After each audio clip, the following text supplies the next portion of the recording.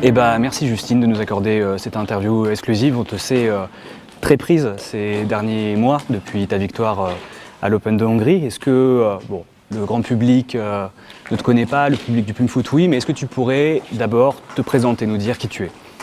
D'accord, je m'appelle Justine, j'ai 20 ans. Je fais du Plume Foot depuis 7 ans maintenant. Ok, tu fais du Plume Foot à Marseille? Je fais du Plume Foot à Marseille, oui. Ça va. Ok. Et je joue pour l'équipe de France de Plume Foot depuis maintenant 3 ans. Ok. Voilà. Ça va, merci, Dakodak. Alors, première question, on commence cash. Qu'est-ce que ça fait d'être la première Française à gagner un Open international?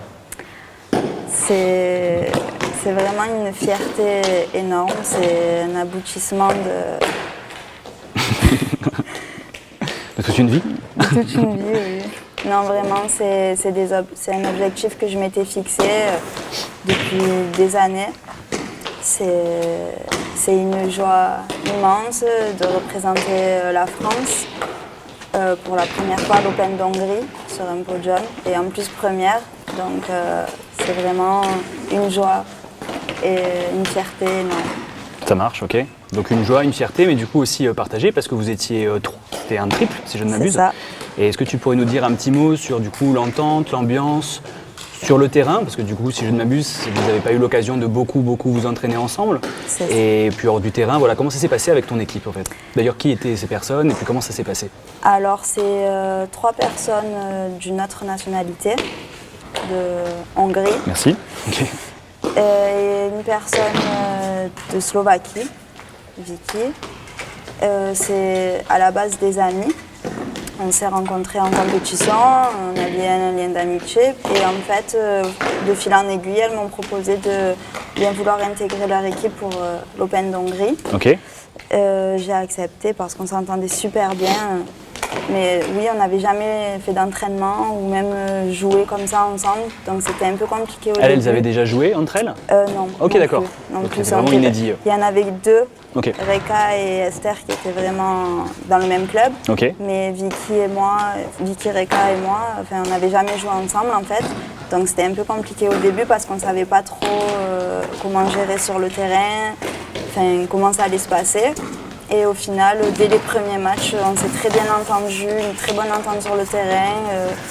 C'est allé naturellement en fait, sans se poser de questions. Okay. Et c'est des très bonnes joueuses, donc elles m'ont donné beaucoup de conseils. Et c'était vraiment une chance inouïe de pouvoir jouer avec elles. D'accord, très bien.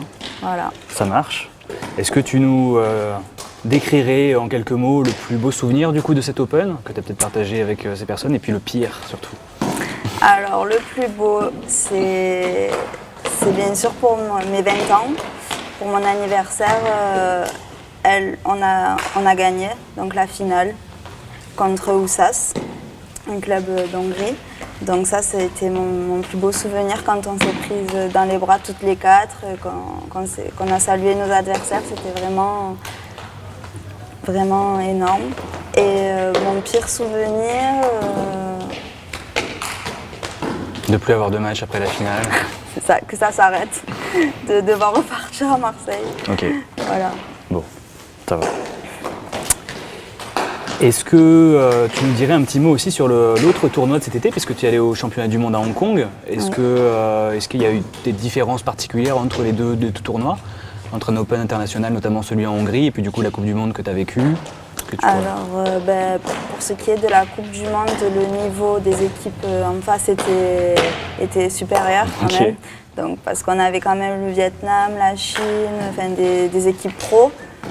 C'était vachement plus compliqué. Et moi, je joue en équipe de France, donc avec Laetitia et June, et en double mixte avec Anthony. C'était différent. Parce que par rapport au niveau des personnes, en fait, c'était vraiment plus dur à Hong Kong que face à des équipes hongroises. Ok. Mais c'était bien les deux. Ok, ça marche. C'était différent.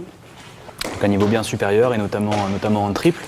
Et d'une certaine manière, j'ai envie de te demander, est-ce que votre succès collectif en Hongrie est dû au fait, à cet amour que tu as depuis toujours, que je te qu'on te connaît, parce qu'on est dans le même club, du triple, et à cette obsession presque de l'entraînement du triple, plus de 2 heures par entraînement, voilà. Le triple, tout le monde sait que j'adore ça. Ouais, À la justement, base, parlons-en. À la base, le triple, je déteste.